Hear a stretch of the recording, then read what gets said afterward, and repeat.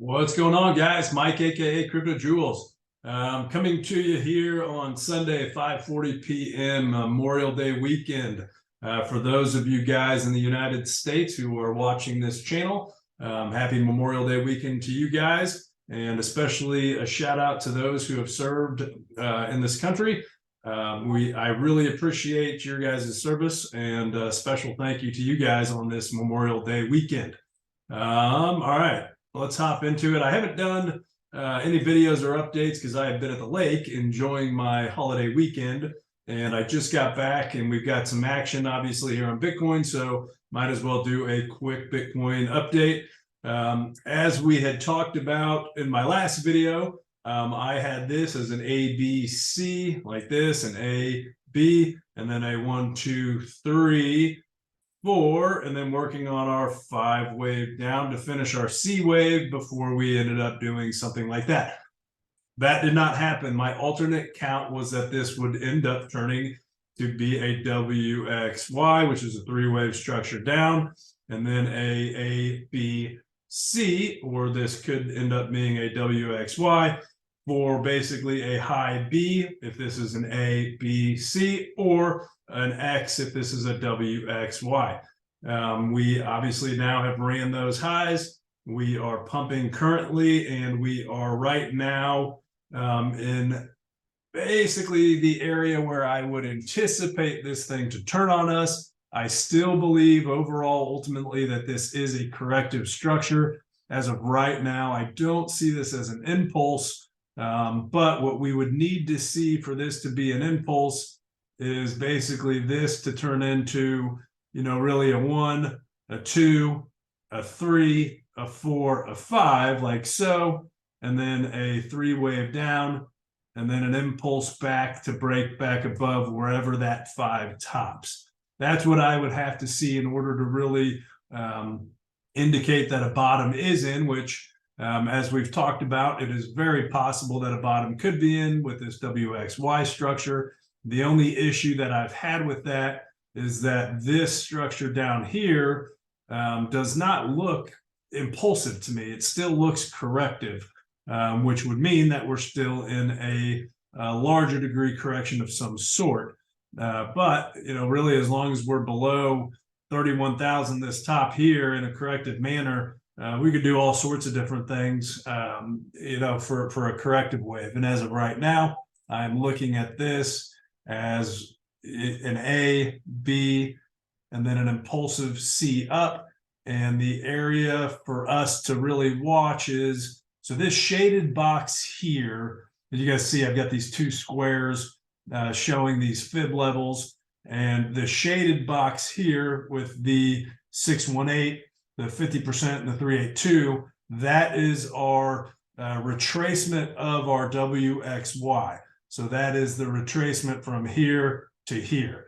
And typically, in a WXY or an ABC or whatever, if this does end up being, a 3-wave ABC or WXY, and this is an A wave, then this could be an ABC, and, could really retrace anywhere, in this entire area that I've got boxed in, 382, 50%, 618. It could go 786, but usually this is the 50% and the 618 is the area that I usually like to target for a larger degree corrective structure, like so, if that is the case. And I've highlighted here this whole structure, these guys, all of these, those are my fib extension levels. Those are my fib extension levels. Let me get all that off. Those are my fib extension levels from our A to our B wave, our A and our B. And as we can see, they line up pretty damn well with our retracement levels. So here we are right here, which is the 1.0 extension level. That level is usually an A equals C. Actually, these 2 levels, the 1.0 and the 1236, which correlates very well with 382 and 50% retracement level, those are typical extensions for a ABC for the C wave of the A and the B.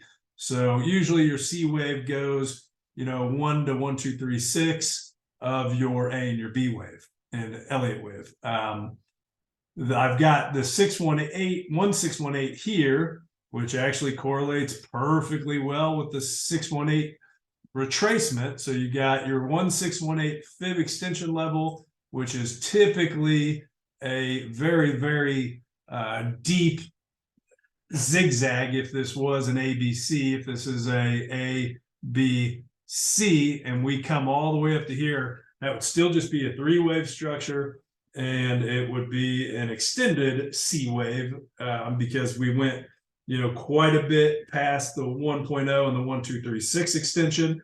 But really from there, anywhere in this area, I expect a rejection, and I expect us to impulse down once we do get that rejection. If this turns into a WXY, then it could move in a 3-wave structure before it bottoms and then reverses from there.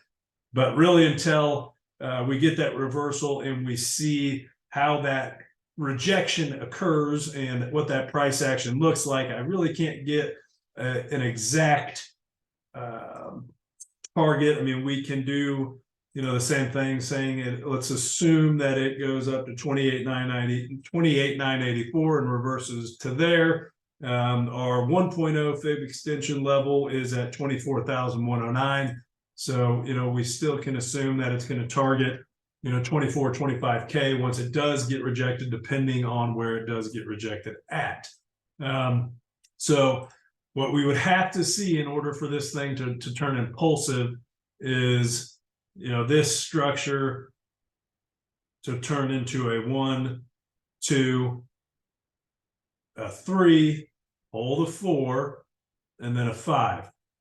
Now, if we do get an impulse here, this is going to likely turn into a leading diagonal, which would mean that we would have overlap, because this structure, to me, this would be our 1 wave here.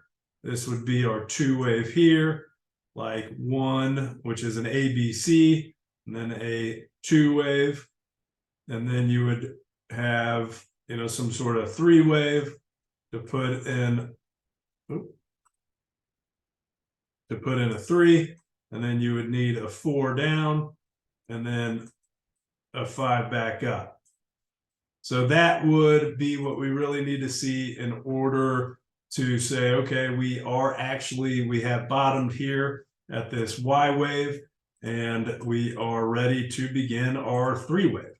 That 3 wave will take us likely over $40,000. So obviously I am ready for it to happen. If it decides that it's ready to happen, then fantastic.